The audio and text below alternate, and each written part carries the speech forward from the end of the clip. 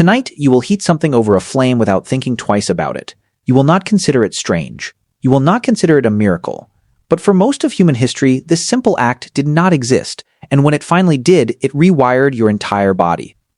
You assume cooking is about taste. It is not. The real answer is far stranger. Roughly 2 million years ago, your ancestors were small-brained, small-bodied, and spent most of their waking hours chewing. Not eating, chewing. Raw plants, tough roots, stringy meat. A modern chimpanzee spends nearly half its day just grinding food down with its jaws. Your ancestors were not far behind. Digestion was slow. Energy was scarce. Growth was limited by how much fuel the body could actually extract from a meal. Then something changed. Harvard primatologist Richard Wrangham proposed a theory that reshaped how scientists think about human origins. He called it the cooking hypothesis. His claim was bold. Pritching. Cooking, he argued, did not just make food taste better. It made humans possible. Here's the plain version. Raw food is hard to digest. Your gut has to work harder, longer, and less efficiently to pull calories out of it.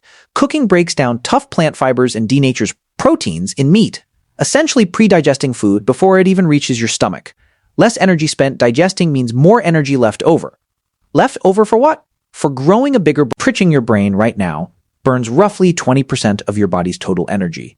That number is enormous for an organ that weighs about 2% of your body weight.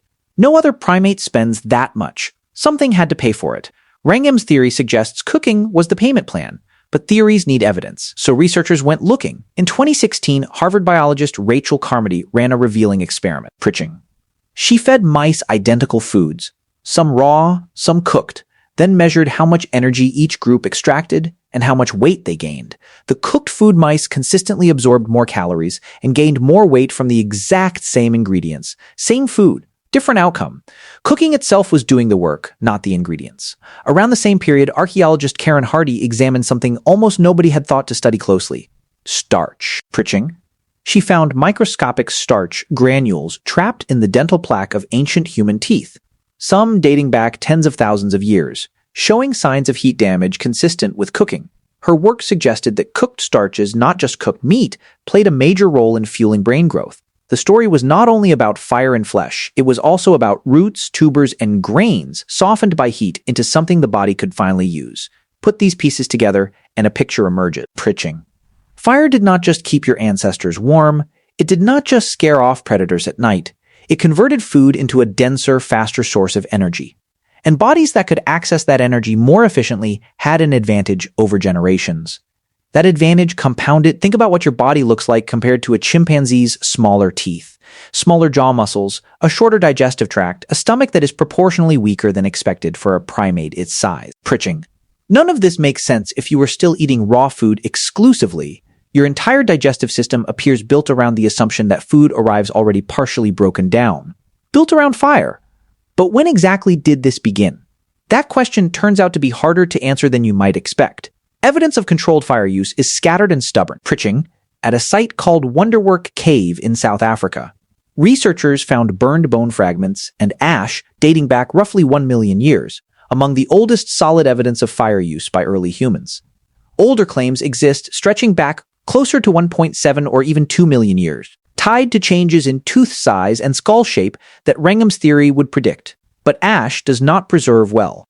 Charcoal disintegrates. Campfires from 1 million years ago leave only faint, ambiguous traces. Pritching. So archaeologists argue. Some believe cooking began early and drove brain evolution directly. Others believe fire was used sporadically at first, mostly for warmth and protection, and only became a daily cooking habit much later, closer to 400,000 years ago, when clear hearths, ash layers, and burned animal bones become common and consistent across sites in Europe and the Middle East. Pritching. Either way, once cooking became routine, its effects rippled outward in ways that had nothing to do with nutrition alone. Consider what a fire actually requires. It requires someone to gather fuel, someone to tend the flame so it does not die out overnight, someone to protect it from wind and rain. Fire cannot be lit and forgotten the way a plant can simply be picked and eaten. It demands attention, patience, and cooperation. Pritching. Anthropologists suggest that maintaining fire may have been one of the earliest tasks that required a group, not an individual, working together over time. And once people were gathered around that fire, waiting for food to cook, something else had room to grow. Conversation, teaching, storytelling, A raw meal can be eaten while walking, while foraging, while doing something else entirely. A cooked meal takes time. Pritching, it creates a pause in the day. A shared moment where people sit still together, facing the same warmth, waiting for the same result. Richard Wrangham has argued that this pause may be one of the earliest social rituals in human history, the ancestor of the dinner table long before anyone called it that. The circle around the fire may be one of the oldest formations of social life your species ever created. Here's the counterintuitive twist. Pritching. You could not survive very long on a fully raw diet today, even with modern tools and modern nutritional knowledge.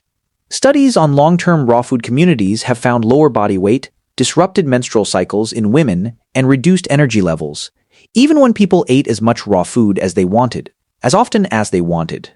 Your gut is no longer built for the diet your distant ancestors ate 2 million years ago. Cooking did not just help early humans. Pritching. It replaced an entire biological strategy with a new one, and there was no going back.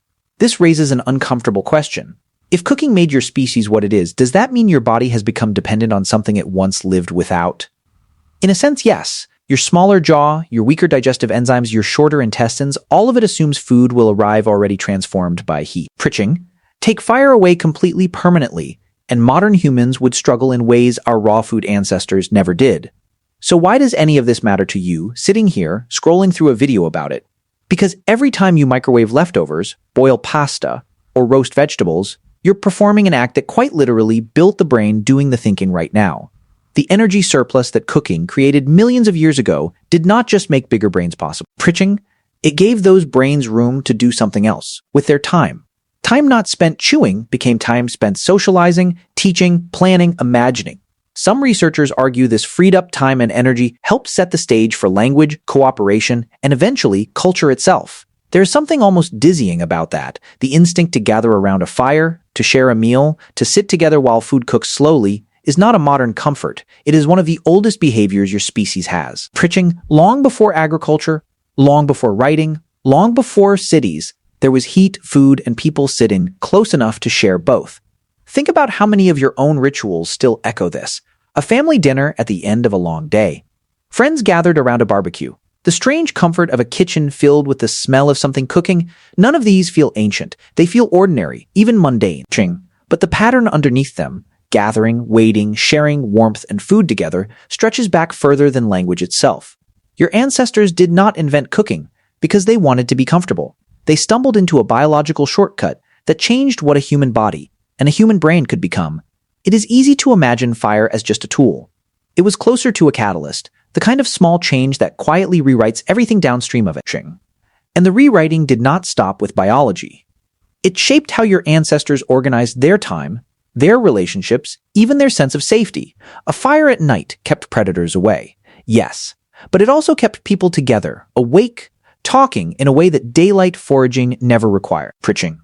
Some anthropologists suspect that firelight conversation, unstructured, unhurried happening after the day's work was done, may have been an early training ground for storytelling itself, the passing down of memory, warning, and meaning from one generation to the next. There is one more layer to this story, and it has nothing to do with brains or bellies. It has to do with time itself. A chimpanzee spends close to 6 hours a day chewing raw food. Pritching. Early humans before cooking were likely not far off. Now imagine reclaiming most of those hours. That is not a small change. That is one of the largest shifts in daily time budget any species has ever experienced.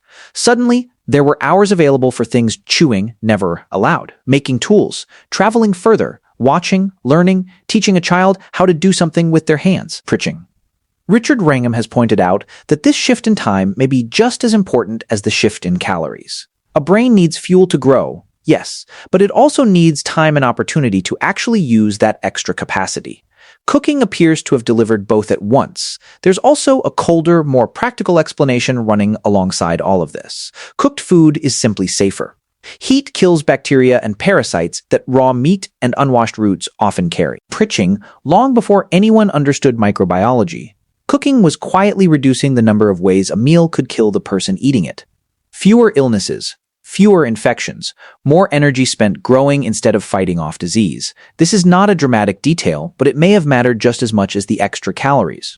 Survival is rarely about one advantage. It is usually about several small advantages arriving at once, and cooking appears to have delivered many of them simultaneously. Pritching.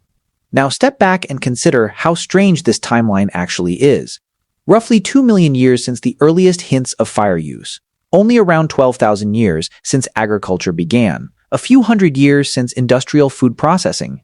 And barely a century since the refrigerator and the electric stove entered ordinary homes. Almost your entire relationship with food across your species' history has been shaped by fire, not by anything that came after it. Ching?